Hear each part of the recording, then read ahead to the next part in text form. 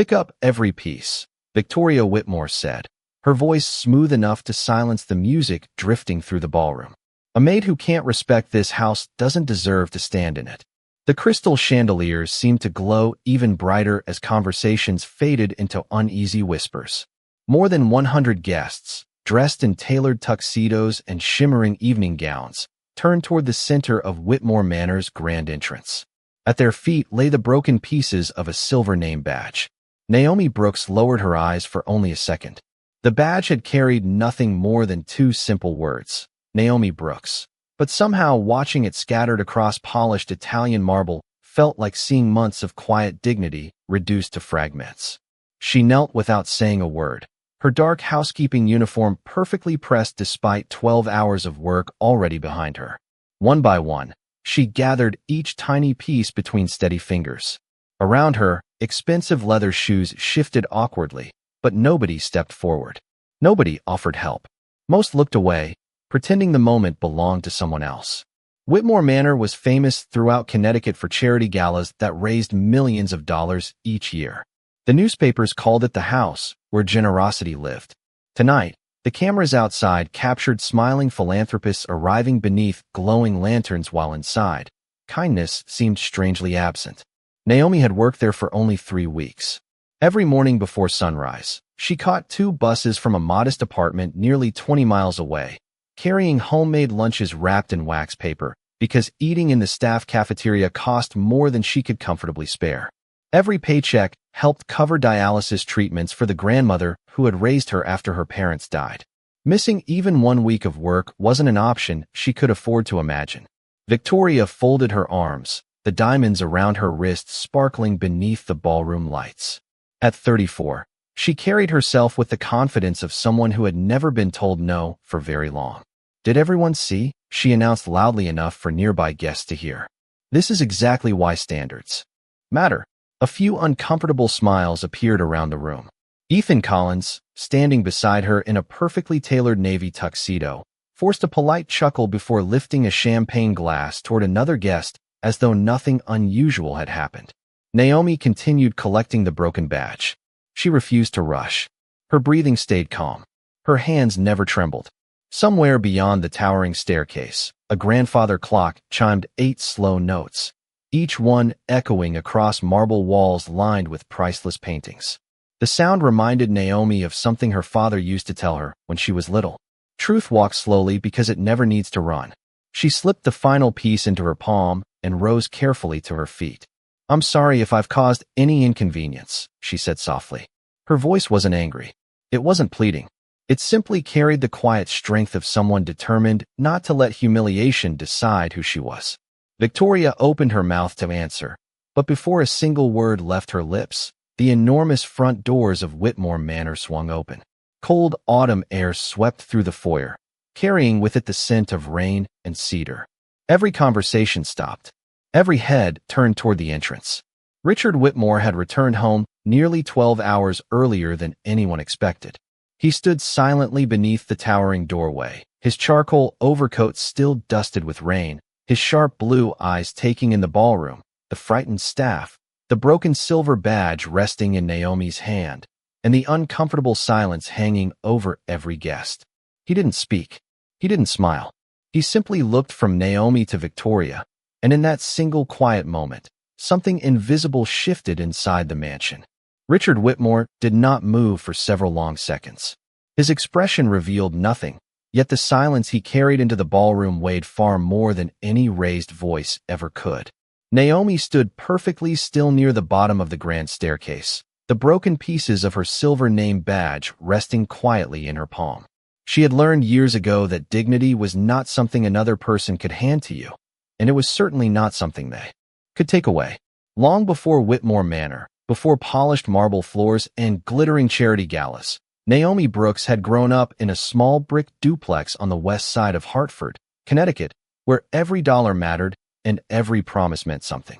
After losing both of her parents before finishing middle school, she had been raised by her grandmother, Evelyn Brooks, a woman who believed that character was built in ordinary moments nobody applauded.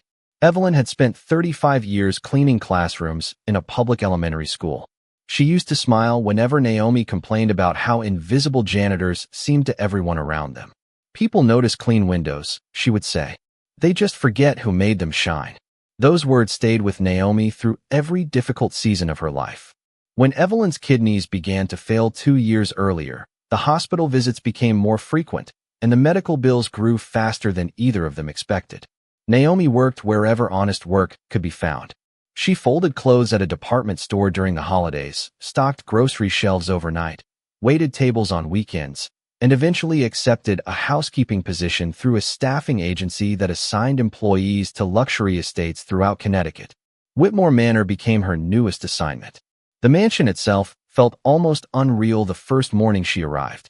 Iron gates opened onto a driveway nearly a quarter-mile long, winding through acres of perfectly trimmed gardens where fountains reflected the morning sunlight like polished glass. Inside, towering ceilings stretched above handcrafted staircases, and every hallway displayed artwork worth more than every home on Naomi's childhood street combined. Yet despite the extraordinary beauty surrounding her, Naomi noticed something else almost immediately. The employees rarely smiled. Housekeepers spoke in whispers. Gardeners avoided eye contact whenever members of the Whitmore family walked nearby. Even the long-time butler measured every sentence carefully before speaking. It was as though everyone inside the mansion had quietly accepted that remaining unnoticed was the safest way to survive. Another workday. Naomi never judged them for it. She understood what financial desperation looked like because she lived with it every single day. Every Friday afternoon, after cashing her paycheck, she drove straight to St. Matthew Medical Center carrying groceries for her grandmother before paying whatever portion of the latest hospital invoice she could manage. Sometimes that meant skipping dinner herself. Sometimes it meant wearing shoes long after the soles had begun separating. None of it mattered as long as Evelyn continued smiling whenever Naomi walked through the hospital room, carrying fresh flowers from the discount grocery store. "You always bring sunshine with you," Evelyn liked to tell her. Standing inside the ballroom now, Naomi remembered those words more clearly than the laughter that had filled the room only moments before. She closed her fingers gently around the broken badge, lifted her chin, and met Richard Whitmore's steady gaze without anger or resentment. She did not know what would happen next. She only knew that whatever truth had just entered Whitmore Manor through those towering front doors had arrived at exactly the right moment. Richard Whitmore finally removed his overcoat and handed it to the butler without taking his eyes off the room. The movement was calm, almost routine, yet it carried a quiet authority that no announcement ever could. Every employee straightened instinctively. Every guest seemed to hold a breath they did not realize they had been holding. Richard had spent more than 3 decades building Whitmore Holdings from a respected regional construction company into one of the largest real estate firms on the East Coast. Business magazines praised his discipline. Financial analysts admired his judgment. Employees who truly knew him understood something else. He rarely accepted appearances without asking questions. While many executives trusted the loudest voice in the room, Richard trusted details. Small details, the ones everyone else overlooked. That habit had earned him billions of dollars and, just as often, uncomfortable enemies.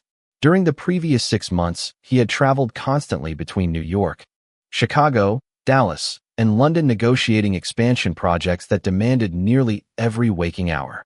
Those long absences left Whitmore Manor under the day-to-day supervision of his daughter, Victoria. At first, Richard believed the responsibility would prepare her to inherit the family legacy. Instead, the atmosphere inside the estate had quietly begun to change.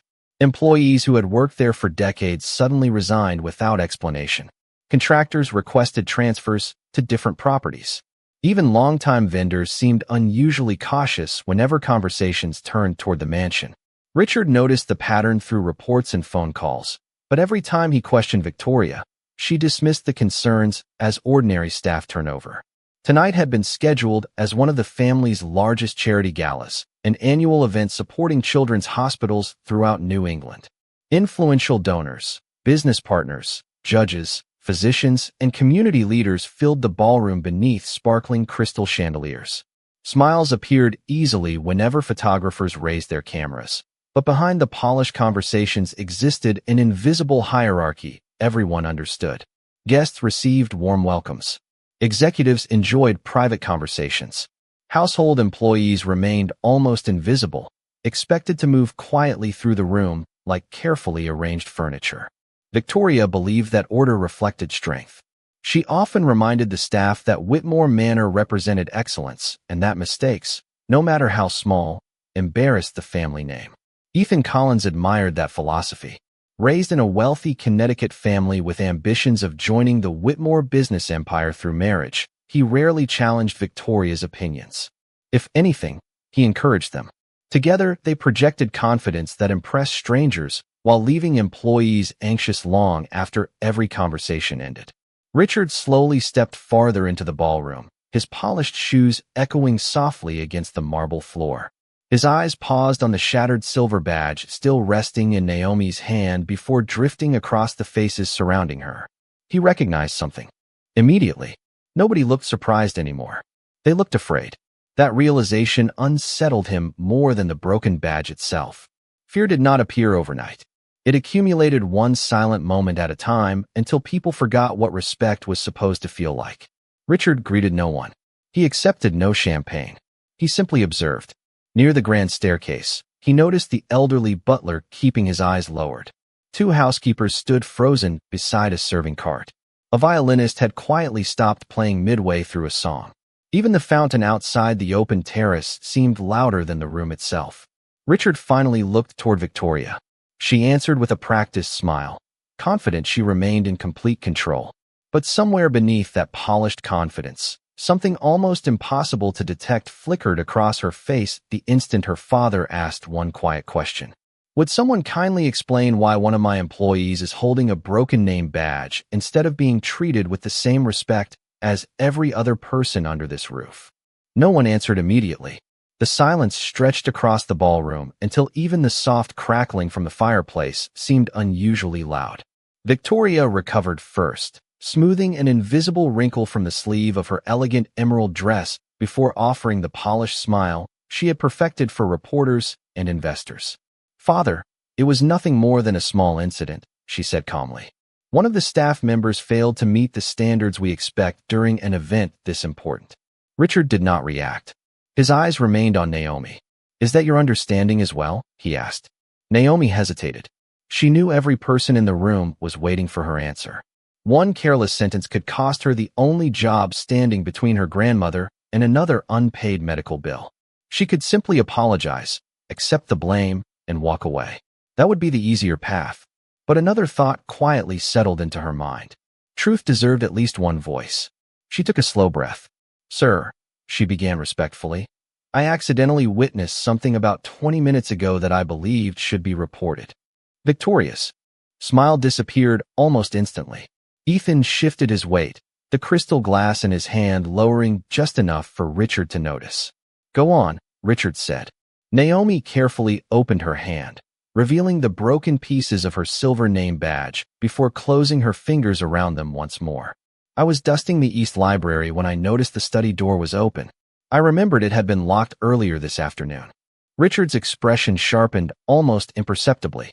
Very few people even knew the East Library contained his private study. "When I walked past," Naomi continued, "I saw someone standing near the antique wall safe. I did not enter because I believed it was none of my business." Victoria folded her arms. "This is ridiculous." Naomi kept her eyes on Richard. "I left immediately.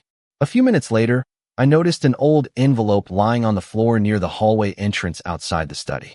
It looked important, so I picked it up intending to give it to Mr. Harrison." She nodded respectfully toward the elderly butler. Mr. Harrison slowly lifted his head. "She did approach me," he admitted quietly. "Before she could hand me anything, Miss Victoria called all available staff into the ballroom to prepare for the guests." Victoria interrupted before anyone else could speak. Because she was acting suspiciously, Naomi gently shook her head. "Before I reached Mr. Harrison, Miss Whitmore accused me of stealing the envelope.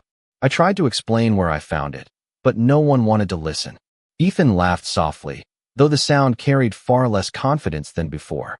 "Convenient story." Richard glanced toward him. "Did I ask for commentary?" Ethan's smile faded. Richard returned his attention to Naomi. "Where is this envelope now?" Victoria answered before Naomi could. "Inside her apron pocket." exactly where someone would hide stolen property. Two security officers standing near the entrance exchanged uncertain glances but remained silent. Richard extended his hand toward Naomi without raising his voice. "May I see it?" Naomi nodded and carefully reached into the neatly pressed pocket of her apron. She removed a cream-colored envelope sealed with deep blue wax bearing the Whitmore family crest. The paper looked decades old, its edges slightly yellowed with age. She stepped forward and placed it gently into Richard's waiting hand. He studied it for several seconds. His thumb traced the wax seal with surprising care. Then something almost invisible changed in his expression. Not shock, not anger, recognition. He slowly lifted his eyes toward Victoria, whose confident posture had become just a little too rigid. Around the ballroom, conversations remained frozen. Nobody seemed willing to breathe as Richard quietly turned the envelope over and asked a question that made the entire room feel colder than the autumn rain outside. "Victoria, would you care to explain why this document should have been inside a locked safe that only 3 people in this family know how to open?" Victoria's composure lasted only a heartbeat. Then she laughed, a little too quickly and a little too loudly, hoping confidence would erase the tension spreading through the ballroom. "Father, surely you are not questioning me because of a housekeeper's story," she said. She admitted she had the envelope in her pocket. That should settle everything. Several guests nodded cautiously, relieved to hear someone speak again, but Richard remained perfectly still. He held the envelope beneath one of the crystal chandeliers, allowing the warm light to illuminate every inch of the aged paper. His fingertips paused over the deep blue wax seal before he quietly smiled, though there was no warmth behind it. "Interesting," he murmured. "Very interesting." Victoria frowned. "What is interesting?" Richard did not answer immediately. Instead, he turned toward Mr. Harrison. "Please bring me the black leather folder from my study. It should be inside the bottom drawer of my desk." The elderly butler hesitated only long enough to nod before disappearing toward the east wing. Ethan forced another uneasy smile. "Richard, with all respect, perhaps this can wait until after the gala. We have donors, reporters, and community leaders here tonight." Richard looked directly at him. "Exactly." His voice remained calm. "That is precisely why it cannot wait." The room fell silent once more. Naomi stood quietly near the staircase, uncertain whether she should remain or excuse herself. Every instinct told her to disappear before the situation became even more complicated, yet Richard had not dismissed her. She folded her hands in front of her apron and waited. A few minutes later, Mr. Harrison returned carrying a worn black leather folder. Richard accepted it and carefully removed a single document protected inside a clear archival sleeve. He placed it beside the envelope Naomi had handed him. Even from several feet away, guests could see that both papers looked nearly identical. The same cream-colored stationery, the same family crest, the same elegant handwriting across the front. Victoria blinked. Ethan's confident expression began to crack. Richard slowly addressed the room. "Many of you know I collect historical documents related to my family's business. What very few people know is that every original document stored inside my private safe contains an invisible security mark embedded into the paper nearly 15 years ago." He held both envelopes side by side beneath the chandelier. "It cannot be seen under ordinary lighting." He nodded toward one of the staff members. "Please dim the ballroom lights." A soft click echoed through the mansion as the chandeliers faded, leaving only discreet display lights illuminating the artwork along the walls. Richard reached into the folder and removed a small ultraviolet flashlight. A faint violet glow spread across the first envelope. Nothing appeared. He moved the light across the second document from the archival sleeve. Almost instantly, a delicate silver crest shimmered beneath the surface of the paper, hidden from ordinary sight, but unmistakably genuine. Quiet gasps spread across the room. Richard turned the ultraviolet light back toward the envelope Naomi had found. Still nothing. He looked directly at Victoria. "This envelope is not the original." No one spoke. Richard continued in the same measured tone. "Someone created a remarkably convincing copy." His eyes slowly drifted toward Ethan. "The question is not why Naomi had this envelope." He paused, allowing every word to settle over the silent ballroom. "The real question is why someone wanted an innocent employee to be discovered carrying a counterfeit document while the authentic one remained safely inside my study. Victoria's face lost its color. Ethan loosened his collar as though the room had suddenly become too warm. Naomi simply stood there, confused by everything unfolding before her. She had expected to lose her job tonight. She never imagined she had unknowingly walked into a carefully hidden secret. Richard closed the ultraviolet flashlight with a quiet click that echoed across the marble floor before delivering one final sentence that made every person in the ballroom realize the evening had only just begun. This was never a theft. It was a setup, and I believe the person responsible is standing in this room. The ballroom remained almost perfectly still after Richard's words settled into the air. No one reached for another drink. No one whispered behind a raised hand. Outside, soft rain began tapping against the towering windows, each drop catching the golden reflections of the estate before sliding slowly into the darkness below. Richard closed the leather folder and handed it back to Mr. Harrison without another word. Instead of confronting anyone immediately, he walked toward the fireplace at the far end of the room, resting one hand lightly against the carved oak mantel. His silence seemed to invite something far more powerful than accusation. It invited conscience. Naomi remained where she stood, uncertain whether she belonged in the room anymore. Only minutes earlier she had believed her future had collapsed before hundreds of strangers. Now the same strangers watched her with entirely different expressions. Some lowered their eyes, embarrassed by how quickly they had accepted the accusation against her. Others glanced toward Victoria, searching for answers they could no longer confidently defend. Naomi did not feel victorious. She only felt tired. The broken pieces of her silver name badge were still warm inside her hand. She slowly looked down at them, tracing the edge of one small fragment with her thumb. It reminded her that respect could be damaged in seconds, yet rebuilding trust often required years. Across the ballroom, one of the younger housekeepers quietly stepped closer. She offered Naomi a clean white handkerchief without saying a word. Naomi smiled gently and shook her head. "Thank you," she whispered. "I am all right." The young woman nodded, her own eyes glistening before she quietly returned to her place. Mr. Harrison watched the exchange with quiet admiration. During nearly 40 years of serving the Whitmore family, he had witnessed business disputes, political arguments, and difficult family conversations, but genuine grace under humiliation remained one of the rarest things he had ever seen. Naomi had every reason to speak with bitterness.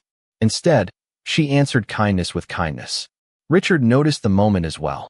Without turning around, he looked through the rain-covered windows toward the gardens stretching beyond the terrace. The ancient oak trees swayed gently beneath the evening wind, their branches bending without breaking. His grandfather had once told him that the strongest trees were not the ones that resisted every storm, but the ones that knew when to remain steady. That memory returned now with surprising clarity.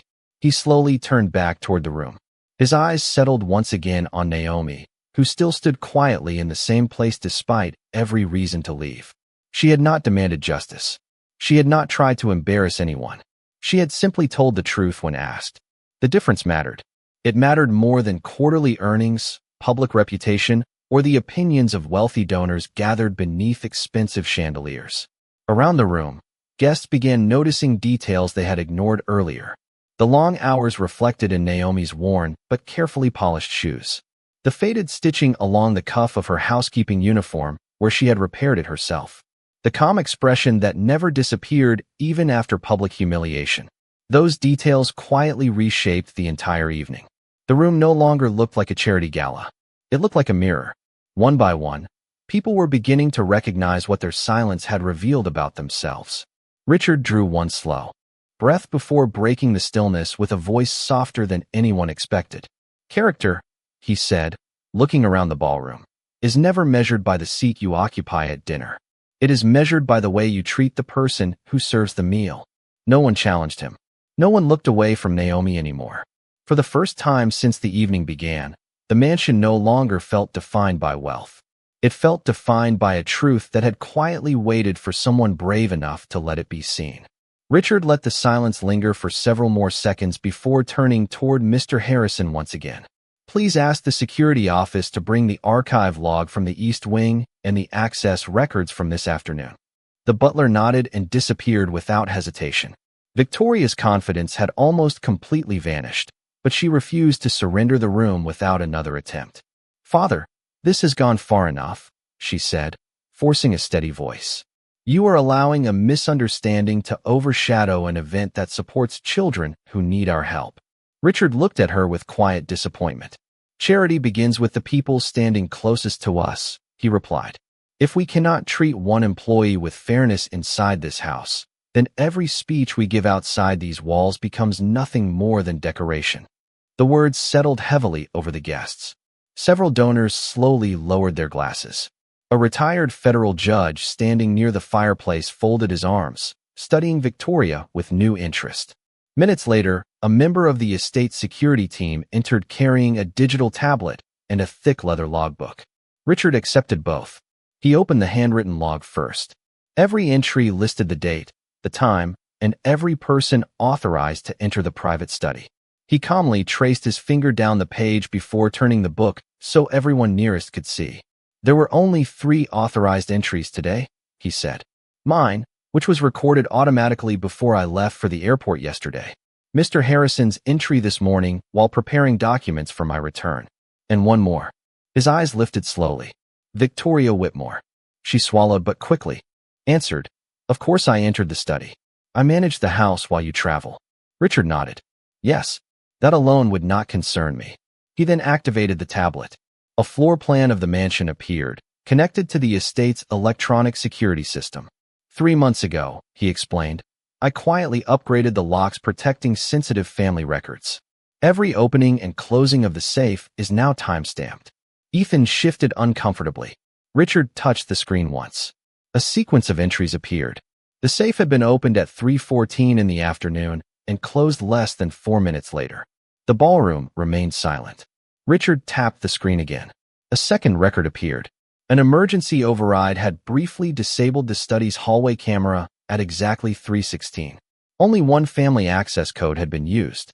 Victoria stared at the tablet without speaking. Richard's voice remained remarkably calm. "That override belongs to your security credentials." Before Victoria could respond, Ethan stepped forward.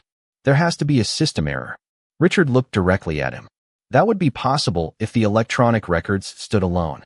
He reached into the leather folder and removed another document. "Unfortunately for you, they do not." He unfolded a maintenance report signed by an outside technology company that had tested every security device only 48 hours earlier. Everything had been functioning perfectly. Richard slowly closed the folder. "The counterfeit envelope was never intended to deceive me." He looked toward Naomi with genuine respect. It was intended to deceive everyone else by placing suspicion on the one person least likely to be believed. Naomi lowered her eyes for a moment, absorbing words she never expected to hear from the owner of one of the largest estates in the state. Richard turned back toward the assembled guests. Miss Brooks did not expose this scheme because she possessed power. She exposed it because she chose honesty when dishonesty would have been easier. The retired judge quietly removed his glasses and nodded. Several guests who had watched Naomi in silence only an hour earlier now looked visibly ashamed. Victoria's shoulders sank as the carefully constructed version of events unraveled piece by piece. For the first time that evening, the truth no longer depended on opinion. It rested on facts that could not be explained away, and everyone in the ballroom understood that the final revelation was now only moments away. Victoria closed her eyes for a brief moment before exhaling slowly, as though she already knew there was no explanation capable of repairing what had unraveled before so many witnesses. Ethan looked from one face to another, searching for someone willing to interrupt the growing weight of the evidence, but every guest remained silent. Richard gently placed the counterfeit envelope back onto the table beside the authentic document and folded his hands. "Several months ago," he said quietly, "I began noticing financial irregularities connected to several family trusts. Small amounts at first, then larger transfers hidden inside perfectly ordinary reports. I did not accuse anyone because I wanted facts before conclusions." His gaze rested on Victoria with unmistakable sadness rather than anger. "Tonight's gala was never intended to expose a member of my own family. It was simply the first evening when every necessary document would be returned to this house." Victoria's shoulders trembled almost imperceptibly. You were investigating me? She whispered. Richard answered with painful honesty. I was investigating whoever had forgotten that integrity cannot be inherited. The sentence lingered in the room longer than any applause ever could. Ethan lowered his head. His carefully rehearsed confidence disappeared completely. It was my idea, he admitted quietly. The counterfeit envelope, the missing document, everything. I convinced Victoria that if suspicion fell on a new employee, no one would question us. Victoria looked toward him with disbelief. You said no one would ever be hurt. Ethan could not meet her eyes. I believed it would only be an internal investigation. Richard slowly shook his head. Every dishonest decision hurts someone long before the truth is discovered. His attention shifted toward Naomi, who remained standing with remarkable composure despite hearing that she had been deliberately chosen because others would be less likely to believe her. Richard walked across the marble floor until only a few feet separated them. The entire ballroom watched in complete silence. Miss Brooks, he said, his voice carrying genuine humility. On behalf of my family and everyone responsible for this house, I owe you an apology. You came here to do honest work, and instead you were forced to defend your character before people who should have defended your dignity. Naomi looked at the broken pieces of her name badge before raising her eyes to meet his. Thank you, sir, she answered softly. That means more than you know.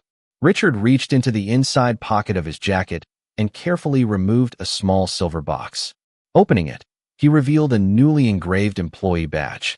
The polished metal reflected the warm chandelier light. He held it out with both hands, not as an employer replacing company property, but as one human being restoring respect to another. Naomi accepted it gently. For a long moment, she simply looked at the engraved letters of her own name. Around the ballroom, several guests quietly began clapping. The applause started with only 2 people, then 5, then 20, until the sound filled every corner of the mansion. It was not celebration. It was acknowledgement. Naomi never sought recognition, yet somehow her quiet integrity had earned more respect than any speech delivered that evening. Richard raised one hand, and the applause slowly faded. Miss Brooks, he continued, if you are willing, I would like you to remain at Whitmore Manor. Not because I feel sorry for you, but because this house needs people whose character cannot be purchased. Naomi smiled warmly, her eyes reflecting both relief and grace. I would be honored to stay, she replied, but only if everyone here is treated with the same respect from this day forward. Richard nodded without hesitation. That promise begins tonight. Around the room, employees who had spent years feeling invisible quietly lifted their heads, and for the first time in a very long while, Whitmore Manor no longer felt like a place divided by status. It began to feel like a place where truth had finally been allowed to take its rightful seat. The rain had stopped before midnight.